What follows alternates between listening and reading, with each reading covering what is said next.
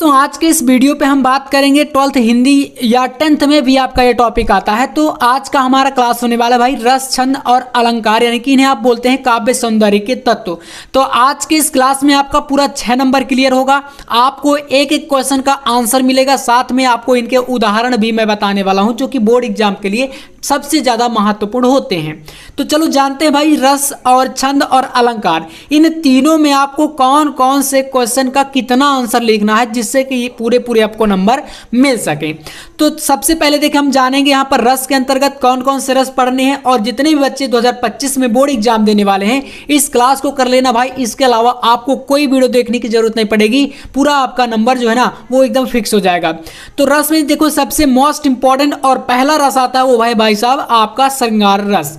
श्रृंगार रस की परिभाषा कैसे लिखेंगे देखिएगा।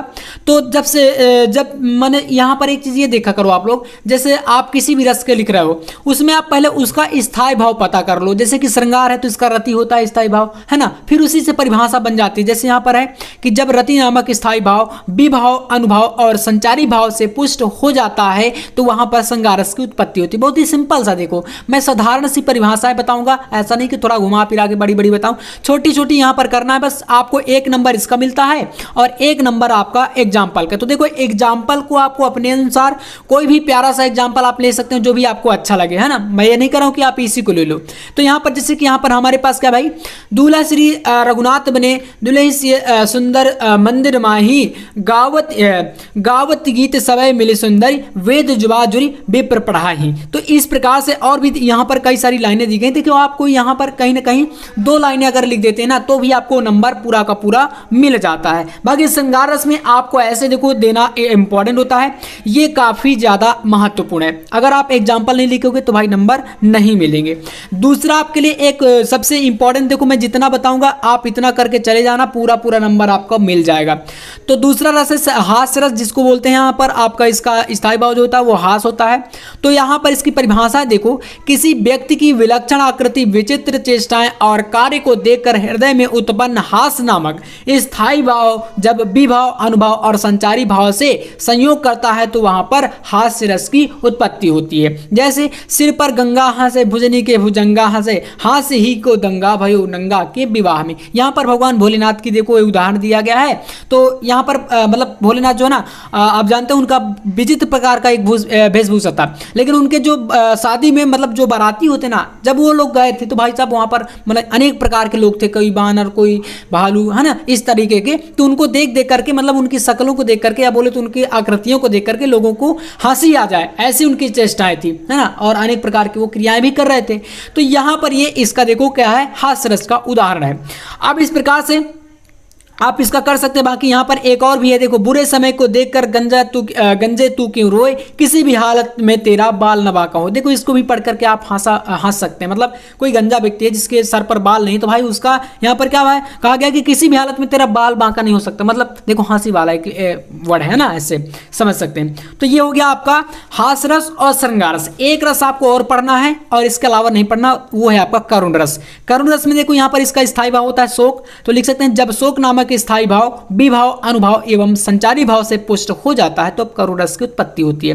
देखो इसका उदाहरण है सोकल बिकल सब रोवहि रानी, रूप सील बल तेज बेखानी, सब देख वखानी, करहि विलाप अनेक प्रकारा, परहि भूमितल 12 बस इस प्रकार से आप इसको कर देंगे तो ये आपका जो 2 नंबर है ना इसका फिक्स हो जाएगा। 3 आपको पढ़ना है, श्रृंगार रस, हास्य रस और भाई करुण रस, है ना। रस का टॉपिक हमारा यहां से समाप्त, इतना कर लोगे।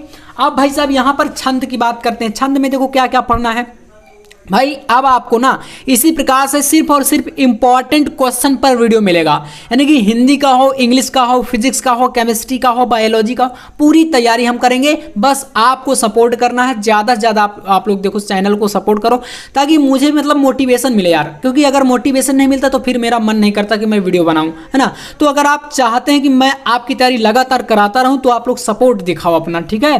तो चौपाई में देखो यहाँ पर छंद में सबसे पहला आपका टॉपिक है चौपाई। जो कि आपने 10th क्लास में भी पढ़ा है और 10th के लिए भी इंपॉर्टेंट है अगर आप 10th में हैं। तो देखो यहाँ पर चौपाई में यह सममात्रिक छंद होता है। सममात्रिक मतलब इसकी प्रत्येक जो लाइन होगी, जितनी भी मतलब यहाँ पर कहें तो इसके चरण होंगे, सभी में बराबर बराबर मात्राएं होंगी, है ना। तो यहाँ पर हो गया। और इसमें क्या होता है, प्रत्येक चरण में 16-16 मात्राएं होती है। जैसे इसका उदाहरण आप देख लो, सकल स्नेह शीतल रघुबर के गए कोस दुई दिनकर ढर के जलु थलु देख बसे निस्बीते कीन्हे गबन रघुनाथ प्रीते। इसमें भाई देखो यहाँ पर इसका स्पष्टीकरण, जैसे सकल है ना, तो यहाँ पर लघु लघु लघु करके जहां पर थोड़ा सा पढ़ने में आपको टाइम लगे वहां पर गुरु, गुरु का मतलब होता है इस टाइप से, इस तरीके से इसको 2 गिना जाता है और जहां पर ये एक एक लाइन है इनको 1 गिना जाता है। तो देख लो आपके सामने पूरी मात्राएं लगाई गई हैं और पहली लाइन में 16 है। ऐसे ही इसका भी स्पष्टीकरण करेंगे तो यहाँ पर इसमें भी 16 मात्राएं होंगी। तीसरी लाइन का भी करेंगे तो यहाँ पर भी आपकी 16 मात्राएं, चौथी में भी 16 मात्राएं। इस तरीके से होता है, ये सब चलता है भाई साहब चौपाई में। इसके बाद दूसरा छंद आपको तैयार करना है भाई सोरठा। सोरठा जो होता है ये देखो आपको रोले का जो है जस्ट उल्टा होता है, ठीक है ना। तो देखो इसमें क्या करना है, यहां पर सोरठा की परिभाषा देखो, कहा गया कि यह अर्ध सममात्रिक छंद है। अर्ध सममात्रिक का मतलब इसमें जो आपके चरण होंगे उनमें बराबर मात्राएं नहीं होंगी। कैसे, तो कह रहा है कि प्रथम और तृतीय चरण सम होते हैं, यानी कि बराबर मात्राएं होंगी पहले और तीसरे चरण में, और जबकि द्वितीय और चतुर्थ यानी दूसरा और चौथा चरण भी बराबर होगा, यानी कि इसमें 13-13 मात्राएं होंगी। तो देखो जो पहला और तीसरा होगा इसमें 11-11 मात्राएं, और जो आपका दूसरा और चौथा चरण होगा उसमें 13-13 मात्राएं। इसमें एग्जाम्पल देखो, कह रहा है मूक होई वाचाल पंगु, ये पहला चरण यहां तक हुआ, इसमें क्या है 11 मात्राएं होंगी। पंगु चढ़े गिरवर गहन, ये आपका दूसरे चरण है। इसके बाद इसमें देखो दूसरे में और चौथे में भाई कह रहा है कि 13-13 होंगी, तो ये इनमें 13-13 और पहले और तीसरे में 11-11 मात्राएं। ये होता है आपका सोरठे के साथ, ठीक है।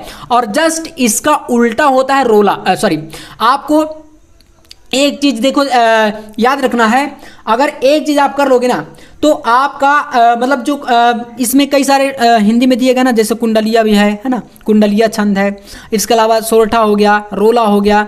तो मतलब अब काफ़ी सारे जो ग्रामर के पोर्शन है उनको ज़्यादातर शुरुआत के जैसे आप 10th में जो पढ़े ना वही ज़्यादातर पूछे जाते हैं।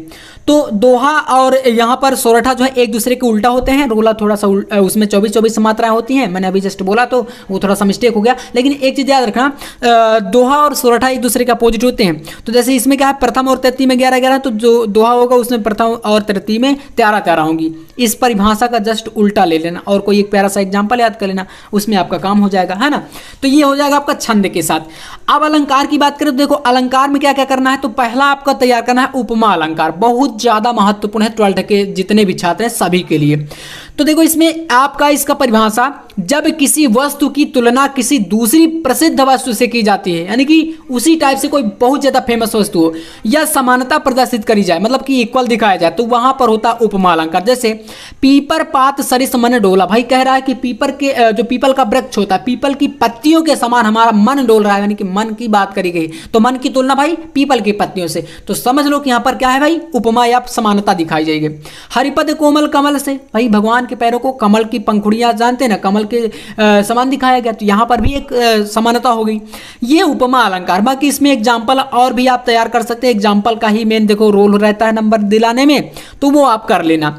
दूसरा अलंकार भाई उत्प्रेक्षा। इसमें क्या होता है, जहां उपमेय में उपमान की भिन्नता जानते हुए भी उपमेय में उपमान की संभावना की जाए, वहां उत्प्रेक्षा अलंकार होता है। इसमें मनु मानो, जनु जानो आदि वाचक शब्द आते हैं। एग्जाम्पल है, सोहत ओढ़े पीत पटु श्याम सलोने गात, मलहु नीन पड़ी शैल पर आतप परियो प्रभात। ये क्या है, इसका एग्जाम्पल है उत्प्रेक्षा अलंकार का। कर लोगे, चलिए। तो एक आपको लास्ट टॉपिक बता रहा हूं भाई इसमें, और यहां से हमारा ये टॉपिक खत्म हो जाएगा। इसमें तैयार करना है रूपक अलंकार। रूपक क्या है भाई, जहां उपमेय में उपमान के रूप में, उपमेय में उपमान के रूप में, भाई साहब उपमेय को क्या है, उपमान के रूप में कहा जाए या दिखाया जाए, तो वहां पर रूपक अलंकार। बहुत सिंपल सा, जैसे उदित उदयगिरी मंच पर रघुबर बाल पतंग, विकसे संत सरोज सब हर्षे लोचन भ्रंग। ठीक है ना। तो भाई इतना देखो, यहां पर 3 आपको रूपक, उत्प्रेक्षा और उपमा ये अलंकार में कर लेना है। इसके अलावा सोरठा, दोहा मैंने बताया, और चौपाई 3 आपको कर लेना है इसमें छंद में। और आपको रस में करुण रस और एक आपका हास्य रस और एक आपका श्रृंगार रस। इतना अगर आप मेरे प्यारे भाई पढ़ लोगे तो जो बोर्ड एग्जाम का इन काव्य सौंदर्य का 6 नंबर है वो आपका बिल्कुल फिक्स हो जाएगा।